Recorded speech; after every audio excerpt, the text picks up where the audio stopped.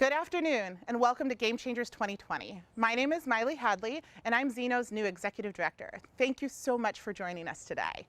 I want to acknowledge that over the last 8 months, so much has changed in the world. With COVID-19 and the racial awakening, there's been this collective shift, a shift that brings out innovation, thoughtfulness, and centering the needs of Black, Indigenous, and other people and communities of color. This has always been Zeno's work, and it's my favorite part of working with Zeno is that we're centering on the families and communities who need us and who represent us. So before I send you off to our MC, Jermel Weatherspoon, I want to thank you, and I want to thank our families and partners for being part of our work. Maile, thank you. And I will speak for the whole team in saying we are so excited to be with you as well on this journey. Now, let me get my cards together. Welcome, guests, to our 2020 Game Changers virtual event. Woo! Woo! You hear it? Good. My name is Jermel. I am an early learning specialist here at Zeno Math, and I will be your MC today. Thank you for tuning in. And again, joining us for our 2020 Game Changers virtual event. Before I go any further, I want to take a moment and acknowledge that we are currently filming on the traditional land of the first people of Seattle, the Duwamish people, past and present, and honor with gratitude the land itself and the Duwamish tribe. I also want to acknowledge the fact that wherever you may sit or you may lay, you too are on sacred and stolen land. Before we go any further, I'd also like to take some time to express gratitude and give a few shout outs to those who helped make our 2020 Game Changers event possible. Our presenting sponsor, Amazon. Our gold level sponsor, Boeing, Turner Construction, and DocuSign. Our silver level sponsor, Unify Consulting. Our bronze level sponsor, KP Corps and Magic Cabinet. We also like to extend a big thank you to our 2020 Zeno champions. Your support truly helps make this event successful year after year. Likewise, in a time when small businesses could step back, we are truly grateful to businesses like Tideway Creative Video Production Company that chooses to double down, dig in, and come up with creative ways to support organizations like Zeno. Now, for this year's Game Changers event, an incredible group of Zeno champions have committed to matching up to 75 $250 gifts, dollar for dollar. That means that your $250 gift today has a $500 impact. Heck yeah! Today, our goal is to inspire 75 people to make a $250 gift. 75 people to make a $250 gift. And I know we're up for the challenge. We've already got a head start. To many of you, thank you, who have already given. And for those who will give, thank you. Your gift will make all of the difference. We continue to be inspired by the generosity of our Zeno community. Thank you for continuing to support our Zeno Math movement and pursuit of educational equity.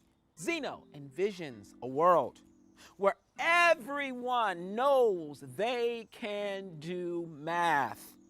Last year, Zeno distributed 19,000 games to families and partners across Washington State, and your support helped make that happen.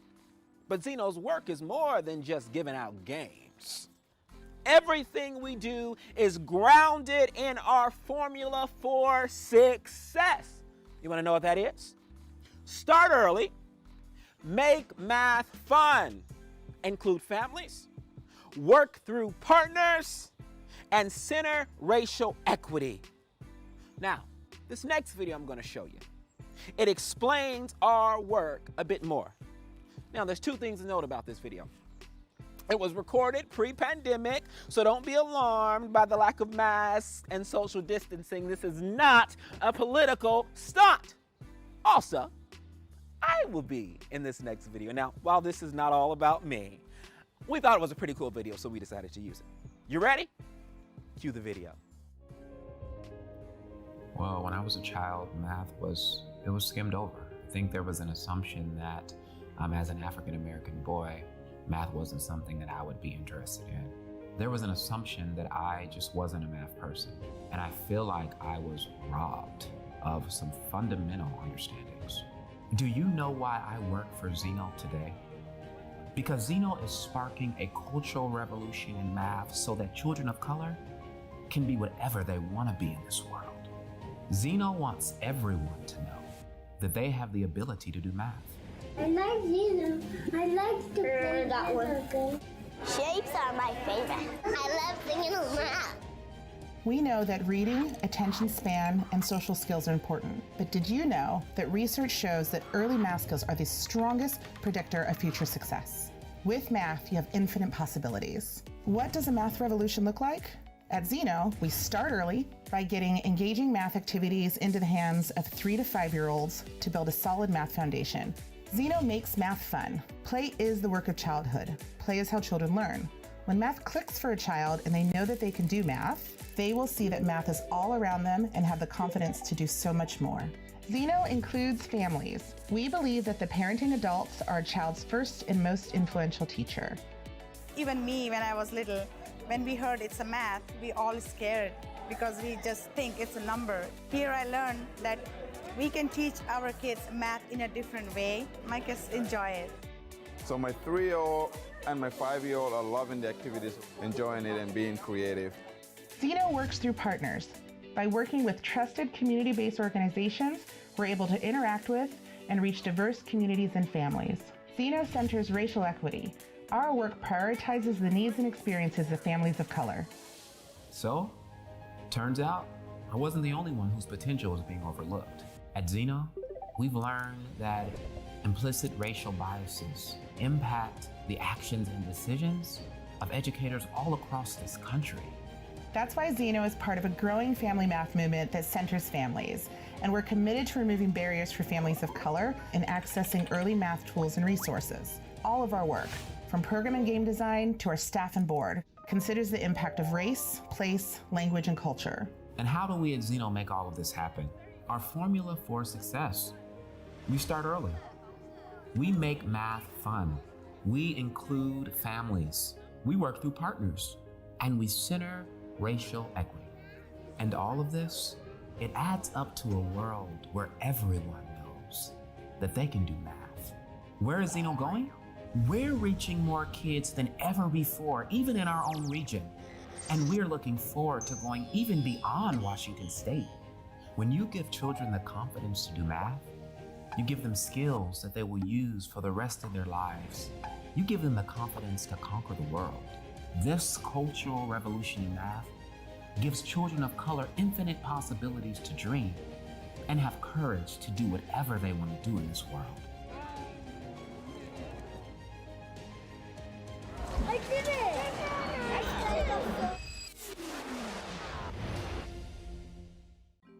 Now, to be honest with you, my favorite thing about working for Zeno is the fact that I get to work with minoritized children and families.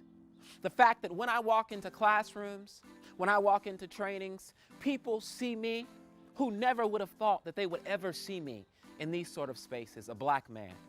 And every single time I step into these spaces, I am fueled by their energy, fueled by their faces, fueled by what Zeno will do for them and what they will do for us. My other favorite part about Zeno are the incredible people I get to work with, like this next woman that you'll see. Her name is Gladys Reyes. She's Zeno Assistant Manager of Partnerships, and she is freaking amazing. She recently chatted with one of our partners and the mother of our Zeno families. Let's see what she had to say. Thank you so much, Jermel. My favorite part about working at Zeno is watching partners and families transform as their confidence grows and they become more comfortable with their math skills. Hearing their stories about Zeno's impact on their lives is definitely a highlight in my role. As the Assistant Manager of Partnerships, I have the privilege to connect directly with our partners across Washington. This year, in the Tri-Cities region alone, our Mathways program offered professional learning workshops to over 70 providers and brought 3,035 Zeno math games into the homes of over 400 families. True to Zeno's mission, our work with communities of color often leads to us working with partners, children, and families whose primary home language is not English. We collaborate with key stakeholders in the community to tailor trainings that center race and are specific to the place, primary home language, and culture of folks participating in our programs. You're about to see a snippet from an interview with Jacqueline Chavez, a family child care provider and Zeno partner, and Wendy, a mother of a Zeno family whose children attend Jacqueline's Child Care Center. In this hour-long interview, of which you'll only see a few minutes today, Jacqueline, Wendy, and I discuss a range of topics from where math shows up in their daily lives, if they've noticed growth in their child's math abilities since participating in Zeno, to their favorite Zeno math games. The section of the interview you're about to see is in Spanish because Spanish is both Jacqueline and Wendy's primary home language. If you don't speak Spanish, please refer to the subtitles for translation. Ahora quería preguntarles que qué cambios han notado en sus hijos después de que jueguen los juegos de Zeno. Yo creo que ya han tocado un poco en esto, pero no sé si tienen otros ejemplos también que puedan dar de qué cambios han notado en sus hijos después de que juegan los juegos de Zeno. Pues yo en Aidana, que aparte de que es bien, habla como que le gusta participar mucho. Eso le ha ayudado a que una socialice y otra que la motive más a expresar. Entonces está trabajando en matemáticas, social skills, habilidades sociales y también en su speech, en su habla. Son 3 puntos en uno. Y Jacqueline, ¿usted ha notado diferencias después de jugar los juegos con los varios niños con quien trabaja? Sabes que sí. Yo, que fue en el mes de en agosto empecé con una niña nueva que ella no conocía los juegos.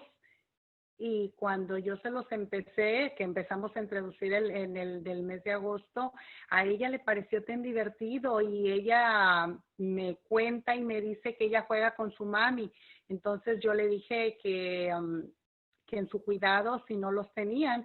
Entonces ella me dijo que no, que su maestra ella nunca había jugado con algo así.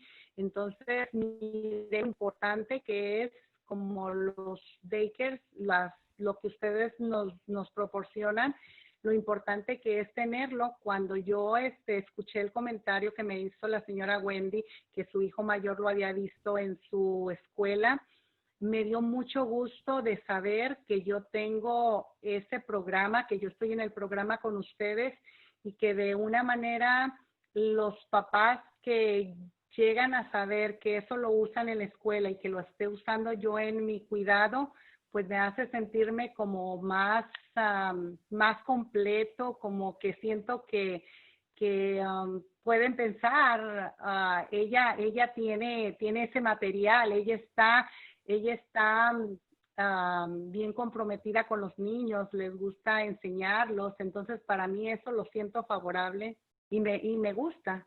Y pues el saber que eso estaba en escuelas y que yo lo tengo en mi cuidado, pues me pareció muy, muy bueno. Gracias por compartir. Yo sí me acuerdo pues de esa historia y también me da gusto que también los niños sepan que esto es algo que es importante para que esto es algo que es importante para que yo lo sepa y pueda utilizar en el futuro también. So. Sí. ¿Qué más les gustaría compartir sobre sus experiencias con Zeno a otras familias? Pues yo más que nada, las personas que los patrocinan a ustedes, que se encuentren más patrocinadores para que esto pueda llegar a mucho más proveedoras y que se haga más grande, porque verdaderamente los niños han aprendido mucho, les gusta mucho y son unos juegos tan fáciles de poder, o sea, tan divertidos, tan fácil que se puede aprender. Y la niña Aidana me gusta tanto porque ella la miro que aprende y quiere aprender más y quiere aprender más. Entonces, ay, a mí me da mucho gusto que los niños entre ellos se ayuden, porque la otra niña que casi no está como al el nivel que está ella le dice, yo te puedo ayudar, yo te puedo decir. Entonces, eso quiere decir mucho porque la niña ha estado conmigo ya desde su, está ella conmigo, me parece, de los 3 años, Wendy, Aidana. Desde los 2. Desde los 2 años. Entonces, yo te puedo decir que ahora que ella está en el kinder, sabe mucho. Y esto es como un trabajo entre la mamá y yo, porque a mí me gusta mucho que cuando yo les entrego el juego, los padres jueguen con los niños y les sigan ese mismo juego trabajando con ellos en casa, porque eso me hace sentir a mí que estamos conectados, que tanto su mamá estamos queriendo que siga aprendiendo, y yo cada niño que pasa por mi cuidado, yo quiero que sea un niño que va a llegar a la universidad, un niño que le agarre cariño a las matemáticas, un niño que sienta que las matemáticas son tan importantes, pero también divertidas. Y trabajar con una mamá que le guste que su hijo vaya creciendo, aprendiendo, pues también es mucho logro y muy, muy bien se siente uno. Muchas gracias, Jacqueline y Wendy. Les agradecemos mucho el tiempo que tomaron para compartir sus experiencias con nosotros. We are so grateful to you for sharing your experience with us today. Zeno's work through partners, like Jacqueline, is not only a critical part of our equation for success, it also allows us to maximize the impact we have in all the communities we serve. This work requires us to be active listeners, take feedback, and pivot our approach to better meet the needs of the families we serve. Ultimately, this allows us to build trust, a necessary step to deepen our relationship with families and communities of color. Thank you again, Jacqueline and Wendy. Back to you, Jermel. Thank you, Gladys, Wendy, and Jacqueline. I love hearing about the impact Zeno has on families and partners, the beautiful families and partners we work with. You too can show your support for Zeno's work. Y'all know I'm asking again. Remember the Match Gift Challenge? Remember that? I mentioned it earlier. There is still time to give your $250 for a $500 impact. You can make your gift by clicking the donate button on the top right of the Give Butter page. We greatly appreciate your generosity and continued support of the children and families we serve. Now, I'm going to get a little deeper into my notes here, because we have an amazing woman who is coming up next. We're so excited for this next speaker. She is our keynote speaker, Erin Trent Johnson. Erin is the CEO, principal coach, and founder of Community Equity Partnerships, a coaching and leadership development firm that supports leaders and organizations committed to equitable practices and creating anti-racist culture. She has worked in education, she's worked in non-for-profit, she's worked in legal justice and philanthropic sectors at government agencies, multinational global corporations, and need I go on? Heck yeah, I'm going on. I'm going on because at Zeno, we believe in bearing witness and holding space for all the accomplishments of brilliant Black women. As a coach and facilitator, Erin collaborates with many fellow national experts on anti-racism, equitable organizational culture, and anti-oppression trainings. She also serves as the senior advisor and fellowship facilitator for the Equity Lab, a nonprofit organization that works with folks who are committed to engaging in the serious, difficult, and deeply necessary work of anti-racism. Erin has worked and trained with collaborators and co-facilitators, including Resma Manickam, New York Times bestselling author of My Grandmother's Hands, Dr. Letitia Nieto, expert educator and author of Beyond Inclusion, Beyond Empowerment, A Developmental Pathway to Liberate Everyone, and Dr. Robin DiAngelo, New York Times bestselling author of White Fragility. Erin has a master's degree in public administration from the Fell School of Government at the University of Pennsylvania and a bachelor's degree in political science from Hampton University, HBCUs. If you don't know about that, you all, that's historically black universities. In short, Erin is a powerhouse, and we are beyond grateful and honored to have her brilliance, her expertise, and presence with us this day. All the way from Philadelphia, welcome, Erin, and thank you for joining us. Thanks, Jamel. I am excited to be here with you, and yes, I am coming to you from Lenape land, the home of the Lenape indigenous peoples who inhabited this land long before it was taken by the Europeans, and also known as the city of brotherly love and sisterly affection. I'm excited today to be joining you all for Game Changers. What an incredible opportunity to be in community with people who are actively trying to transform the systems of education, of STEM and STEAM, depending on your community, and really looking at what is possible when we have radical dreams and an imagination for what can be for all children. And so my excitement really stems from the joy that I have in working with Maile Hadley and Julie Morrow over the last few years, and really deeply connecting to Zeno and Zeno's mission. For those of you who don't know, as Jamel said, my name is Erin Trent Johnson, and I am a leadership coach. I am a coach that centers healing and liberation of leaders who are seeking to create a more just world, and a consultant whose focus is on supporting leaders and organizations and being in right relationship with their bodies, their organizations, and their communities. My deep belief is that great change in the world happens through our bodies and our relationships.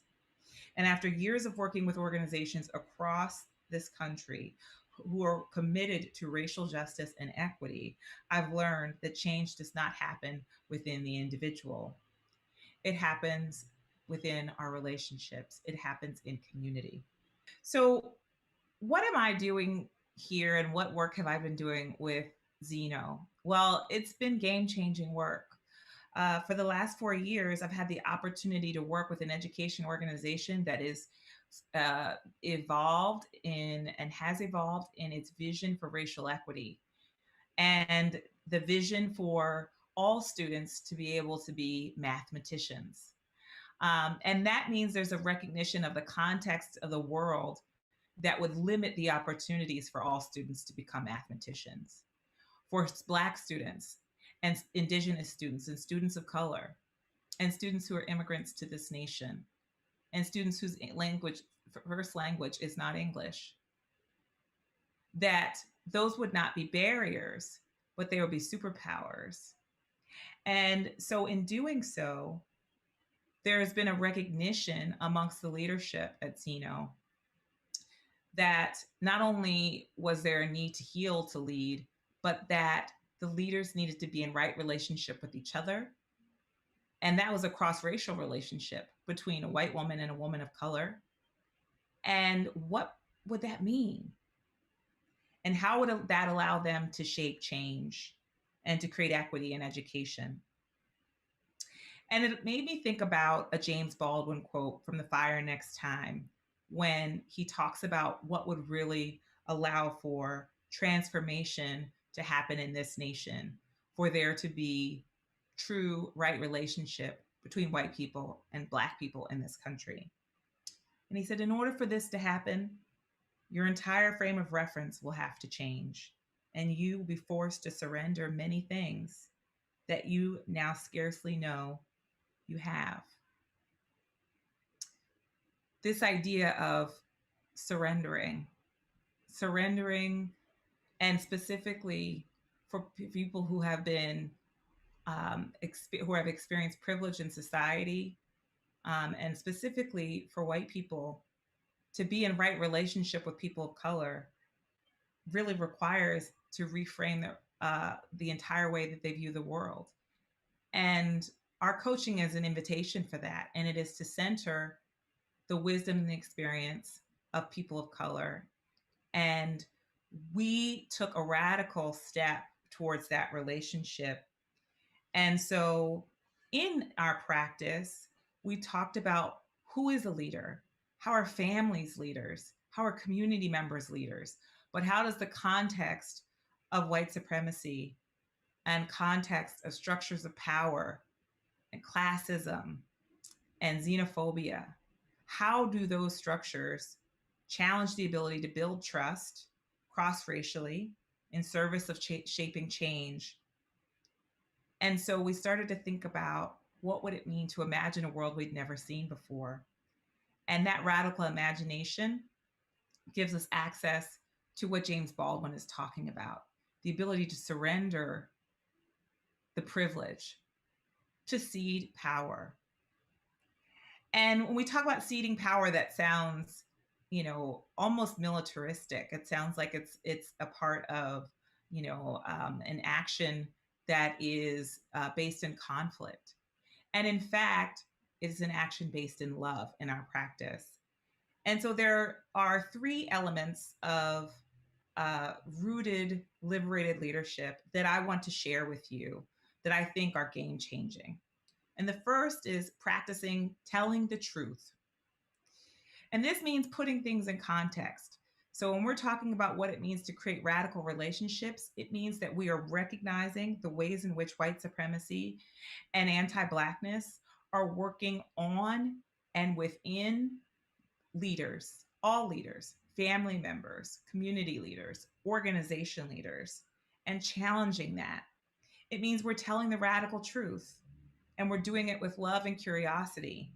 We're challenging the culture of white nice, which protects the comfort of white people, but often puts the bodies of Black people and Indigenous people and people of color in harm's way.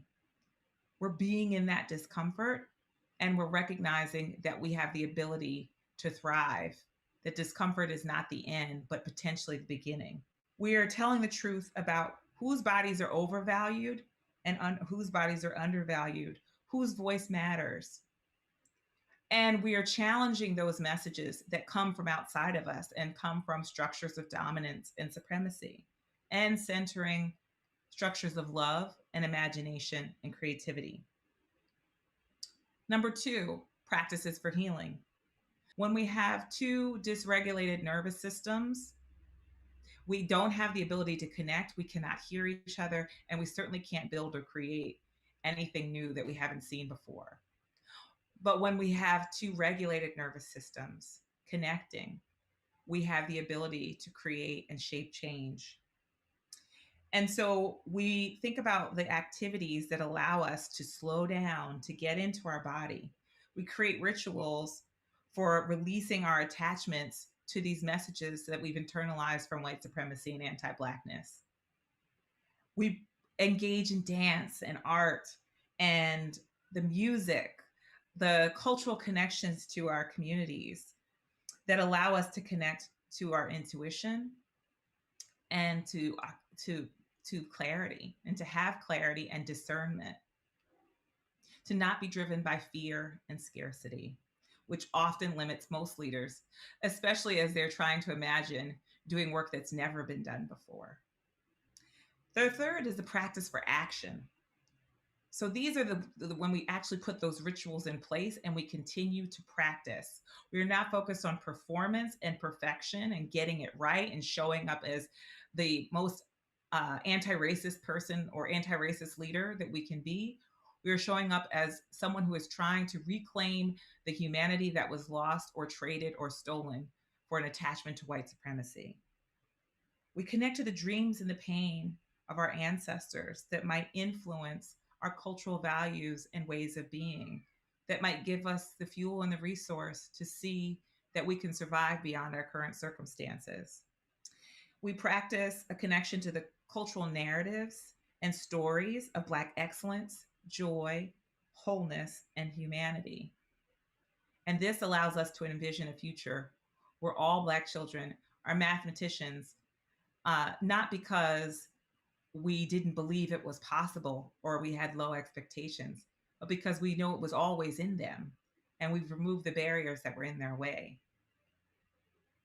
And we recognize what is possible when we have cross-racial relationships, when we do this practice of loving accountability, when we can tell the radical truth to each other across race, when a Black woman body like my own can tell a white person without fear of retaliation or harm the truth about what it means to be in right relationship with me and with my community.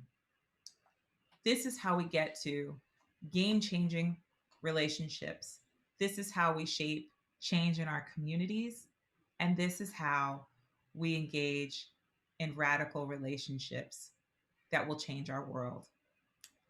I hope that you can recognize the power of the radical relationships that exist within Zeno, and that you will continue to support the incredible work that they're doing. So Miley and Julie, I am so excited to have this time with you. We have spent a lot of really intentional, incredible time together, really engaging in what I feel like has been truly radical and revolutionary relationship. And so I feel grateful that we get to share some of the experiences that we've had, and also hopefully some of the wisdom that comes out of our relationship. So I really want to open it up for both of you, Miley and Julie, to share what it has meant for you to engage in this kind of coaching relationship and individual coaching. It's so much. You go first. Yeah. And this is normal, that you go first or you go first. I was just gonna say, Randy. Gosh, I will say that this coaching for me has been absolutely transformative. And I will say before this job, jobs for me were I show up as one person at work and a different person in my personal life. And I think when I say this has been transformative across my whole life, across my whole being, my whole person, yeah, I'll stop there. You didn't answer both questions. What was the other? This is also what we do. What was the other question? So what has it meant for you individually, but also what does it mean for you collectively as you think about what's possible for the organization? Yeah. Oh my gosh. This similar sort of thing of, Erin, when you opened that idea of belonging, and that I also, and this is nonprofits as well as for-profits, this idea of overproducing and overfunctioning, trying to get all the things done all the time. The relationship that you and I have built over time, the ability to genuinely be curious about the other's ideas and experience and passions, and to be able to share that, I think that for me is the magic of what we've been able to build as an organization, of like the team members that we've been able to attract and the work that we've been able to create. And then like, and I'll stop talking, but like the biggest thing then is like that centering on the experiences, the voices, the traditions, the stories of people and communities of color. I think there's no way that would have been possible without, I mean, Without that's, this coaching. Yeah. Thank you, Julie. I'm curious, Maile, you know, what does that do for you in your body when you hear those words? Because, you know, I think about the James Baldwin quote, right? That, you know, I can't trust what you say, because I see what you do.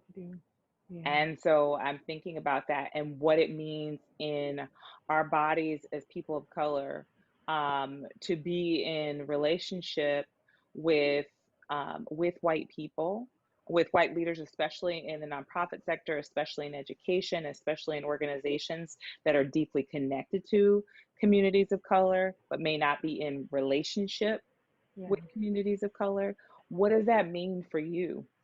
And what does that mean in your body? Yeah, it's a big question, Erin. I feel like I got a bigger question than Julie got. Um, so when I think about it in the context of our relationship, actually love the way you just talked about it as a journey. I don't like the word journey, but that you've made it. You've done so much, but there's so much more that can be done.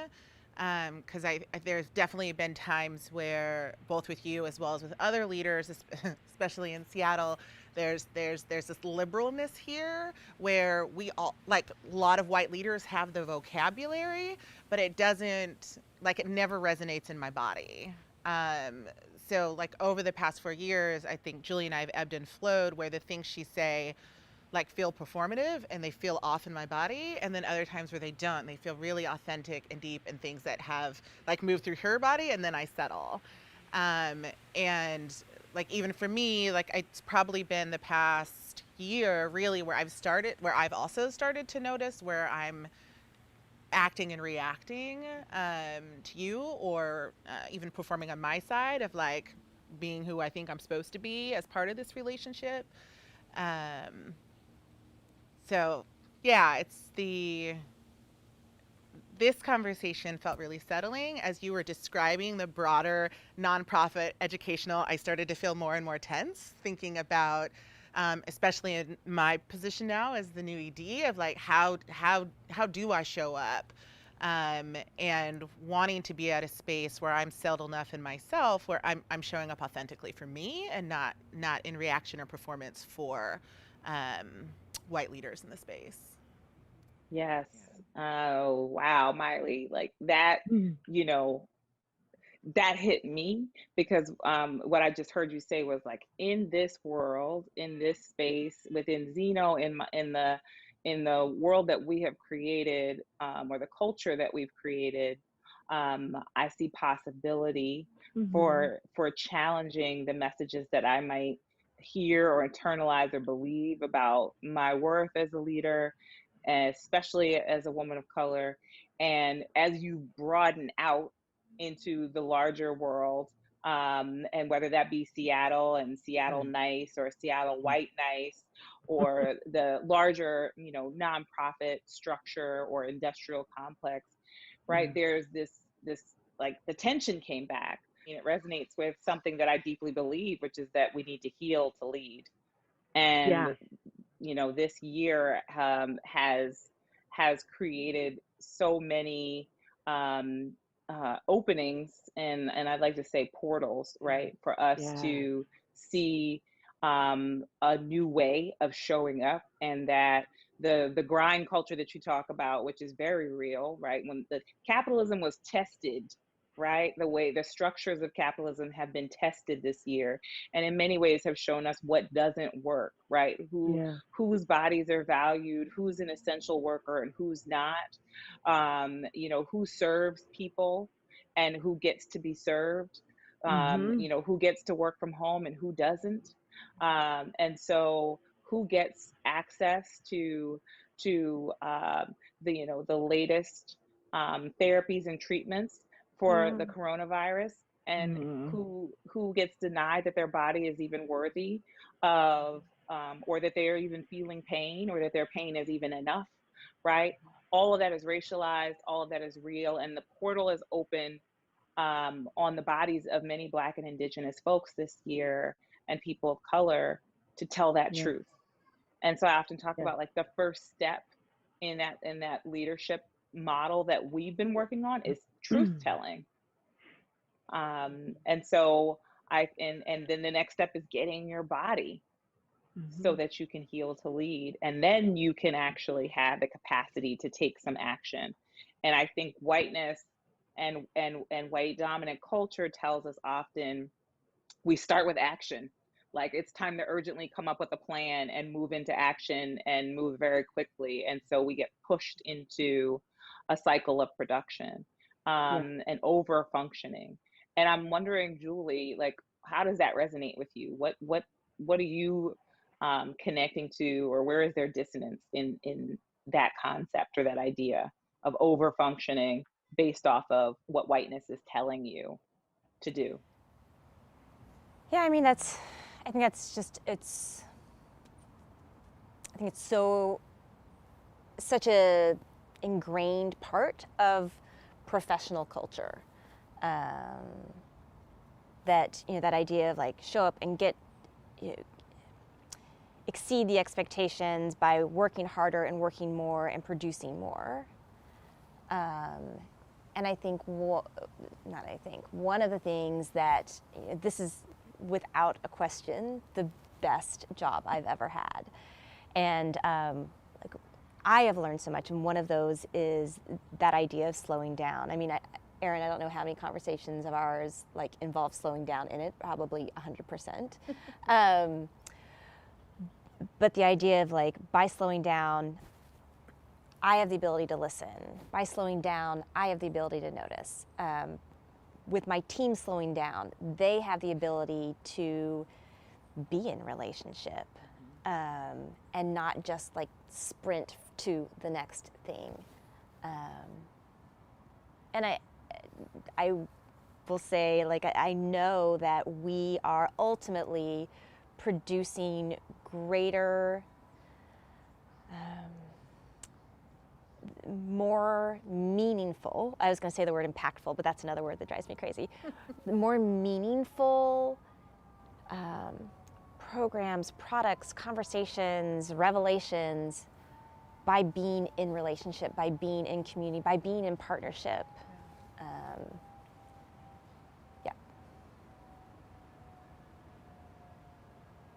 So Julie, I'm curious, when you think about the messages, and you talked about professional culture, right? Like how the elements of urgency and efficiency and overproduction and even perfectionism, right? Like the messages that tell everyone that they are not enough, how that becomes professional culture.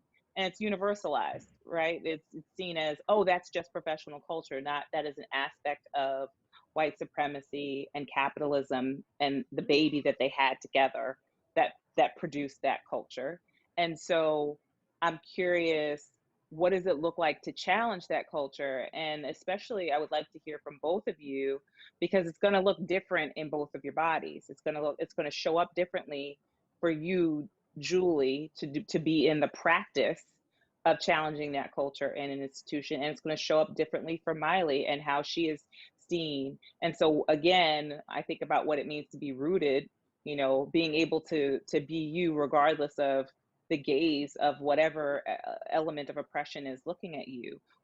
How do you challenge that culture? Yeah, so for me, I would say both the thing that roots me and the thing that gives me the courage to challenge is love, is genuine, true love. And it is like there's a lot to be said for courage. There's a lot to be said for the work that goes. I think it's easy for a white person to like just bob along in the river of whiteness, of like the things that come to me pretty easily, and it takes a lot of work and courage and strength to not bob along. Yeah, I mean, and so, and it is also, there's also this, I would still stick with courage and love, of like loving oneself and the courage with oneself to examine my actions, my behaviors, the harm that I have done or I am doing. And then, and then from a, like, honestly, even from a very sort of tactical perspective, it is because ultimately I'm also an ED. Like, I used to be an ED. I will be again one day. But in that role that I was in, it's also looking at, frankly, what are the structures that we have in place that encourage that bobbing along. And, you know, even I think having game changers, like the inception, the idea of game changers was to counter that idea that we were creating a space for fundraising for a certain type of people, and really examining how are we creating a space to open up to supporters, and that support isn't necessarily monetary, although now that you're ED, you're supposed to say you should give money. But the other piece is for Zeno to, like, for us to do our work, for our mission to be achieved, for our vision to be realized, it is movement making. It is shifting beliefs and paradigms. It is engaging people in believing that Black and brown kids are mathematicians. Like, I don't know, now I'm gonna get all, but I mean, that's, for me, it is, it's shifting structures, it's shifting beliefs, and now I'm rambling, but it's that courage and that heart and that love to go after that, because it is not handed out. This is really helpful when you talk about the love, right, as the foundation. And, you know, for me, love is the foundation of my coaching, and loving accountability is what allows us to tell the radical truth when, which is like the root cause truth, right? When we think about radical, right? What's really happening here. And so even as I hear you talk about like the vision that everyone shares and believes and knows, that Black and brown children are mathematicians. Black and brown children have always been mathematicians. Math was invented and created on the continent of Africa. And so, you know, that, you know, going back to the root, right? This is when we keep that theme going. And I'm wondering, Maile, like, what does that mean for you as a leader in your role as ED now, to be able to tell the radical truth and to see, as Julie is talking about, not to make this too much of a compound question, but to see the folks who, right, the folks who are not traditionally seen as leaders or donors, right, whether they're not white folks or white people with systemic wealth, that, and I say systemic because there were systems put in place to ensure the wealth of white folks, and systems put in place to ensure that Black folks and Indigenous folks and people of color were not given access to land and wealth, and generationally. So like, what does this mean for you to be a leader who tells the radical truth about what it means to create a space for Black genius, Black excellence, Black leadership, Black joy? What does it mean to me? I mean, it is tied to love, right? It's about heart, and it's, mm, you used to always, like in coaching, when I'm like, oh, well, this happening in this part of my life, and this happening in that part of my life, and you'd be like, yes, but you're one person. Like, it's all the same life. So being able to really align how I've always felt personally, and bring that passion authentically to what I'm doing professionally it's just like, it's a synchronizing of like my heart and head and body all together. It feels wonderful. It feels absolutely wonderful. And, the whole racial awakening portal of the past 6 to 8 months has made it more of an expectation, not necessarily easier. Because I think this is how I walk. This is how I've decided what jobs I move into. This is like. Julie and I both have engineering degrees, and I barely worked as an engineer because my heart, I wasn't synced. So this syncing of like my body with my work has been what's flowed my career. And it has been interesting that it actually hasn't necessarily been easier with COVID and the racial awakening, but it's felt more authentic and more centered for me. I think to kind of close us out, I'm wondering, so what are the radical acts that you either taken or you want to take from this place of healed leadership, from this place of rooted leadership? Oh, the radical act. It's mostly adults, right? Watching, I there's definitely like this piece of like, as I was stepping into this position, I was interviewing staff and board members and key stakeholders, and everyone's like, your work is amazing. When are we just going to do the damn thing? I'm like, we're just going to do the damn thing now. Like, to me, that's the radical act of is like, take the ceiling off and just go and see where it takes us. As much as I'm a planner, I also love like just seeing where things go. We have a phenomenal team. Our work during COVID has, there's just been so much like team leadership. It hasn't even been me and Julie being like, okay, how do we change the program? How do we do this? It's like the team's been like, here's what we've done. and it's been amazing, and it's created this like wonderful foundation so that we can just go do the damn thing, and partner with the folks who want to partner with us. And engage with the communities who want who want what we're doing, and we've been able to kind of take it's early learning math, and oh wait, but what's this racial equity stuff, and oh, but you're talking about families, and we're like, yes, we're at the intersection of early math, racial equity, and family engagement. We like, they all have to come together. They can't be done in isolation. So just as much as like me as a human being and how I want to lead with the team is like, we're not segmented. We don't have these like isolated buckets. That's how we're going to do the thing with our partners as well, is go where we're wanted, because our work is about relationship. So there has to be fertile ground for that relationship, for us to be effective, and to also get fed from the partnership. This is a lot of things that the program team has been talking about, is like partnership is two-way. It's not just like, here's our services, and if you sign an agreement, we're in partnership. So like that finding partners who are interested in what we do, and we're able to co-create. There is this reciprocal relationship that feeds us and also feeds them, and that to me is the radical, like, let's really look at nonprofit partnership as partnership, and doing the thing. I love that. Doing the damn thing, ripping off that ceiling. Let's go.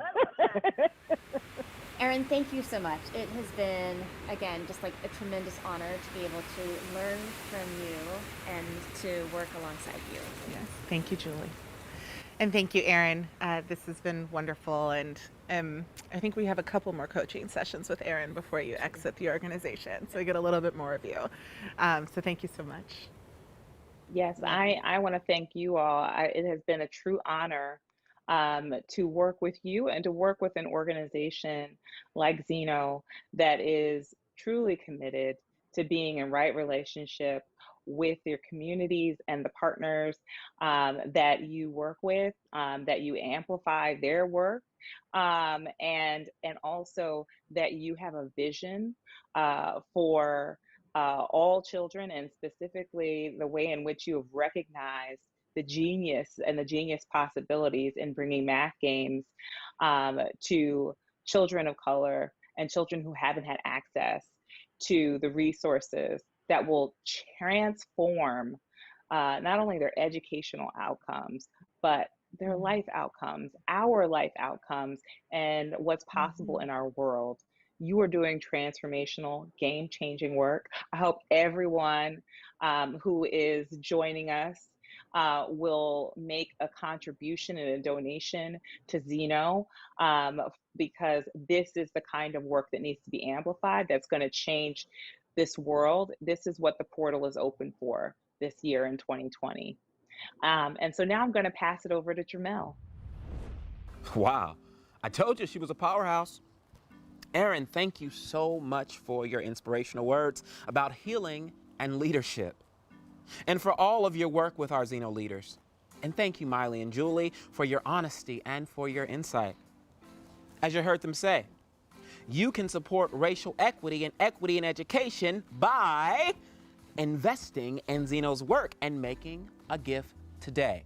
Now, listen, I'm going to harp on this because this is my final time saying this, and I want you to understand how important it is for you to make a gift today. And remember, it's a $250 gift.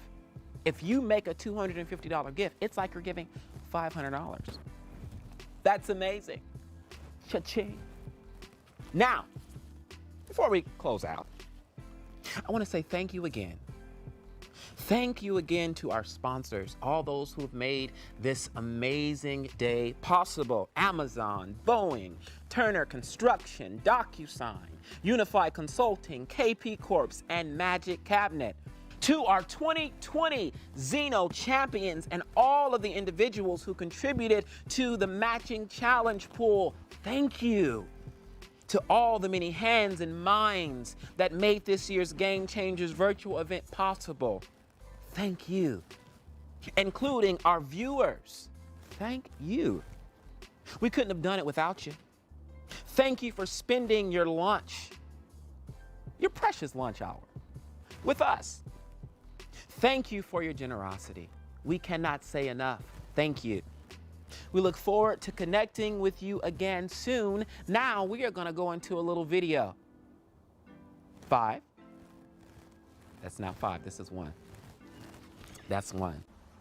1、2、3、4、5、6、7、8、9、10、11、12、13、14、15、16。拜拜。